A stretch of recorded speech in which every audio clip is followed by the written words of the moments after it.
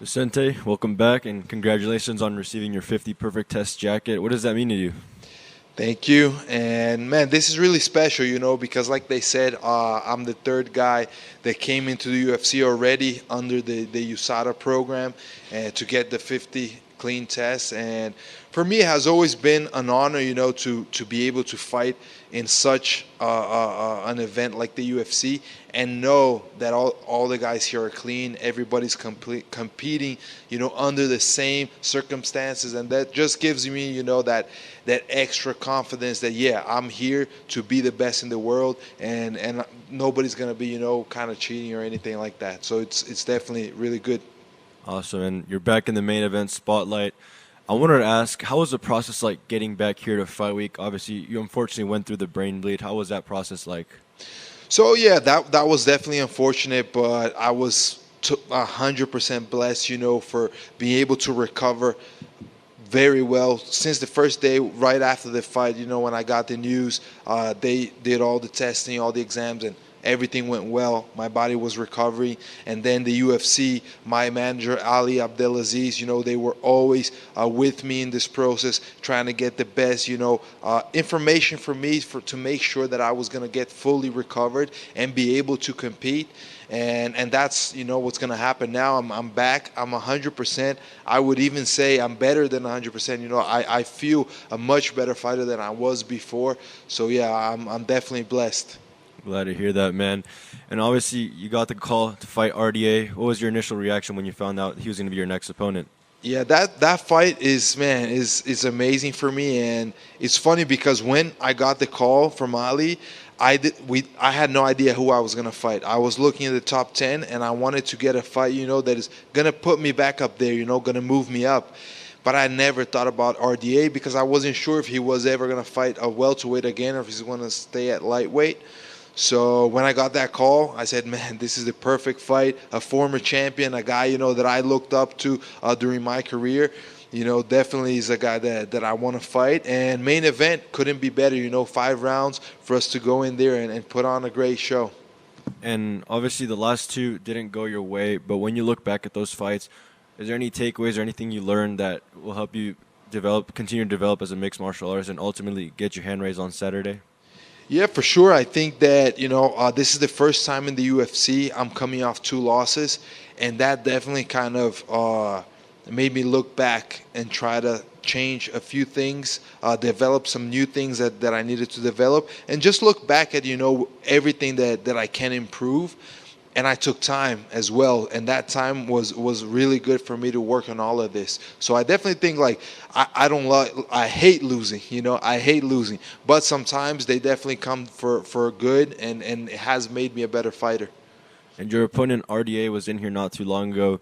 He said that he believes his experience will ultimately help him get his hand raised. How do you think you're going to get your hand raised? So I definitely agree with him in the sense that he's more experienced guy, but at the same time, I think that I've been in 31, 32 MMA fights, if I count the ones in the Ultimate Fighter. So I got also experience on my side, and my plan is to go in there and try to beat him with all the tools I have. We're fighting MMA. He's an MMA fighter. I'm an MMA fighter. We both submit, finish, and if we need to, take it to the long run and use our hearts, we have that. So that's the fight I see, a fight that, two of us are really well-rounded, and it's going to be about who wants it more, and I believe I'm going to want it more that night. And last one for me. What would be a message you have for other fighters or athletes that are going through setbacks, kind of like you did with the brain bleed? I think that the biggest thing is, I would put two things. One is just trying to, everyone around you, that's really important. So my family was a big thing for me during this process. Everybody had my back, a lot of my coaches as well. And my manager, as I said, the people around you, that's super important. The more you can surround yourself with people that really care about you, that's a big thing. And second thing is God. That's something that I've always had. God has always been in my corner, always helping me and blessing me, and that faith kept me kind of like confident that I was going to recover, that I was going to get back here, and that I was going to do what I love once again. So those would be the two things. Thank Hey you. Vicente, Hey, what's up? how's dad life? That life is great. It's the greatest thing, man. You know, always having fun, seeing my little one getting bigger and bigger, and more energy. You know, he's jumping around, running everywhere. Now he stayed in Florida, back with his mom, but it's fun. I missed him, and yeah, after the fight, I get to enjoy that again. I wanted to ask a little bit more about the brain bleed. Like, how scary was that? I mean, especially like you're in combat sports, right? So your brain's gonna get hit again. So like, was there ever a thought like maybe I'm not gonna fight again? So the first reaction, like I wasn't really like I don't know why. In a way, I felt like it could happen just because I never been knocked out and I was hit a lot, and Jeff hits hard. So I'm like, okay, you know, I'm here in the hospital. They're taking long to like release me. I think something went on. So they told me, and I was like, okay, what do we have to do? For now, we're gonna just wait, see how it develops. And at that point, I was kind of like relaxed, and I was confident that I was gonna get better, and that was it. The days after that, so when I started, I was recovering and doing more exams and going to neurologists. That's when they told me, hey, so now we're gonna do all these testings to see if you can fight again. That got me worried because I think never in my life I thought that something could just take this away suddenly, suddenly I'm not gonna do what I love anymore. So yeah, at that point I was kind of worried, but thank God every single exam they made just came back like, okay, you're getting better. Then okay, everything is healed. Like all last three exams I made, there is not even there isn't even scars or anything that show that I had the injury I had. So that's amazing. And yeah, I think that it got me worried, but having faith in God and knowing that things were gonna be okay kind of got me through the whole process. Awesome. Thanks for sharing that. You moved to the United States. Yes. What was the decision behind that? So, I had a lot of time after this fight because I was suspended. I took this suspension very seriously and positively for me to grow. So, first of all, I didn't spar for 6 months, and that gave me extra time to work and develop on techniques, and also to look back at my career and see certain things that I needed to do more. And one thing was to train more. I needed to be more at Kill Cliff with all those guys, with all the beasts. Only in the UFC in the top 15 welterweight. Me, Kamaru Usman, Gilbert Burns, Ian Gary, Shavkat. So only beasts over there, plus a whole bunch of other great guys at welterweight.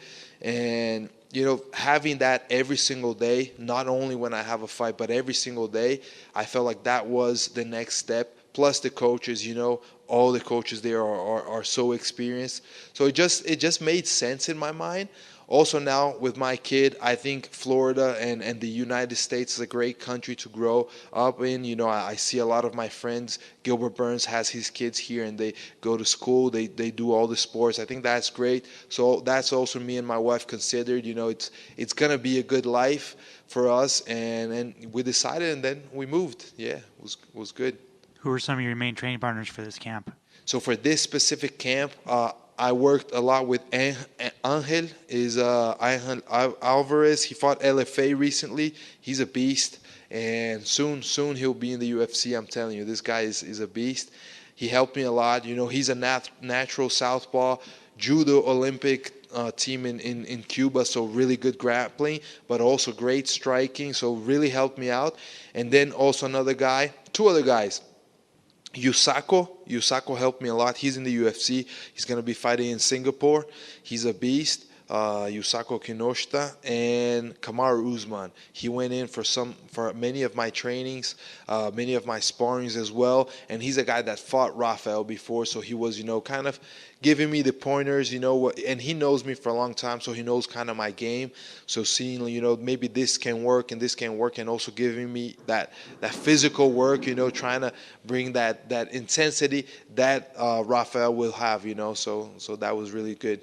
And finally, we know that you love cars, you love race cars. So how was it having the UFC come to do the UFC Connected, and then they kind of owning a car, owning a race car? Like how was that?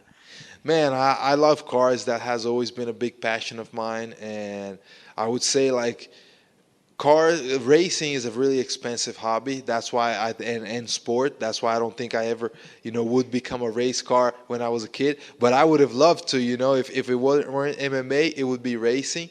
But yeah, now I get to fulfill these dreams, and it's crazy because like through doing what I love, through fighting in the UFC, through building this, being able to provide to my family, being able, to just bring honor to my parents, to show them that hey, I'm doing good things. I also get to, uh, realize so many dreams of that child, that little kid. When I was a kid and I dream, oh, one day I'm going to have a race car, one day I'm going to have this, and now I get to do that. It's really amazing. It's really, I don't know, it's great, and it's a great thing. I have a race car in Brazil. That's the only car I have left in Brazil. I sold everything else to move over here, and now I got myself a Mustang GT over here, manual gearbox, because I love that. And yeah, I'm gonna definitely take it to the track in Homestead, Miami soon. What's the next car you want to get? Man, I don't know. Not for now. Let me just chill with this one. I plan now. I have a YouTube channel as well, so my plan is kind of like show guys what I do with the car, go racing and stuff, and maybe modifying it little by little. So for now, let me chill with the Mustang GT and get more bonuses. Awesome. Thanks, man. Thank you. Sente, I noticed you mentioned that right here. Oh, hey, it's you. Okay. I saw that you just mentioned that you would have been interested in a race car driving career. Would that have been like open wheel, like Formula One, IndyCar, or would it have been like sports cars and stuff like that? Man, I love all of them. So Formula One is the highest level. I think the most technical. I love stock car racing. So NASCAR in Brazil, we have stock car with V8 engines as well. That's pretty fun. But I think that me, analyzing my fighting style, I think I would be a rally driver because it's all about like improvisation and being, wild, not having fear. So I think I would be a rally driver. I'll be honest, I didn't think you were going to say NASCAR. I mean, have you been able to check out NASCAR here in the States? I haven't yet, but I do plan on doing that, especially like in Florida. We have Homestead, Miami. There's Daytona. There's so many tracks, so I do wanna go. I've been to one race in Florida that was in Sebring, and it was the Ferrari Challenge, and it was amazing, to go there and see that. Yeah. And the last one is someone from Brazil. Did you look up to Ayrton Senna? Yes, definitely. That's my biggest idol, in sports, and I think especially because he brings much more than just a great athlete. He gave it all to the sport, including his life, unfortunately, at the end. But he gave it all, and he always went in there really to just show the whole Brazilians that we could do more, that we could, if we believed in our dreams, if we had faith and we worked hard, we could do more and accomplish things that people could never believe that we could. So that's why, he's definitely my idol, and the guy that I look up to the most as an athlete ever. Yeah. Awesome. Thank you. Thank you. Vicente, going back on the injury that you recovered from, not to rub it into the ground, but it's just such an interesting, injury. Did it feel any different, on injuries like that where you can't actually see? Sometimes, you don't really understand or you can't tell the severity. Did it feel anything different? Could you feel that something was going on, or did it just feel like, hey, I just took a beating in a fight? Could you tell that anything was going on? So it did feel different, and it's hard for me to say and have a difference between like I just took a hard beating or I have something serious, because I've never been knocked out. That was the first time. And before that, I had only been knocked down by Wonder Boy and by Barbarina, if I'm not mistaken. I think that was it. And in training, I've never been knocked down. So for me, it's not something common. It's not a normal feeling. So definitely it did feel different. I cannot say it's because of the injury or it's because it was the first time I was knocked out, but it felt different. Like I was right as soon as I got out of there, I felt like kind of like, I don't know, don't feel like overall, I don't feel so good. And then later I kind of had a little bit of headache and that, and like just feeling, like I got hit in the head a lot. So you feel that for sure. And then finally, just when you were finally able to go back to training, what was the sort of, I guess, the doctor's orders going back into. How long before you were able to start sparring again, and how much sparring were you able to get into this camp before coming back into this? So the sparring, like there isn't a specific timing. So right at the start, like one month after the injury, I started doing like walking, running a little bit, more physical stuff, and that was the first kind of month physical, so lifting weights, running, and all that. Then I started getting into pad work, mitts, and a little bit of grappling, and then I really got into, like, in the third to fourth month, I got back to all the training but sparring, and obviously not at a super high intensity. But the sparring part, what they said is, like, I was suspended for 6 months, and by doctor's orders, from fighting, so I could not fight. Sparring, they said, like, this is gonna be more of feeling and how you feel. Like, what they said is, like, every time you train, you have to observe if you get headaches or things like that after. I didn't get any of that, so I could have sparred maybe before the 6 months, but what I chose is not to spar for 6 months, just so I really took that time. And then after the 6 months were done, I came back slowly by sparring. So I would spar 1 week and then be 2 weeks off, then spar again, and take it really technical.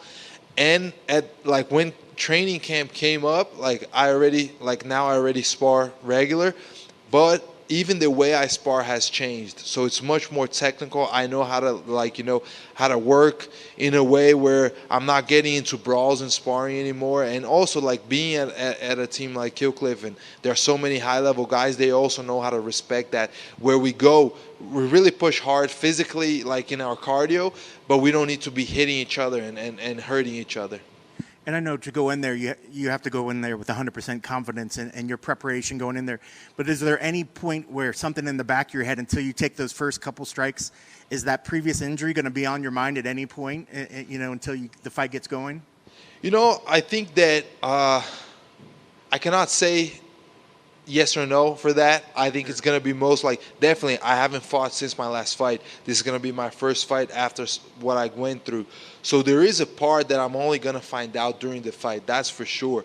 But at the same time, like, I've always kind of worked a lot on my mental aspect, I have a psychologist, Luciana Castelo Branco, and she always, has helped me a lot with just knowing myself and knowing kind of my fears and facing them, instead of facing them, but in a way that I embrace it, So what I do understand now is, like, yeah, this is the first time I'm coming back, but hey, I did everything I needed to do before. So I am in the best shape I could be, So considering that, I'm very confident that I can go in there and perform really well. And when I get hit, if I get hit, we'll see what happens. That's great to hear. Best of luck on Saturday. Thank you. Hold on. Hey, thank you guys.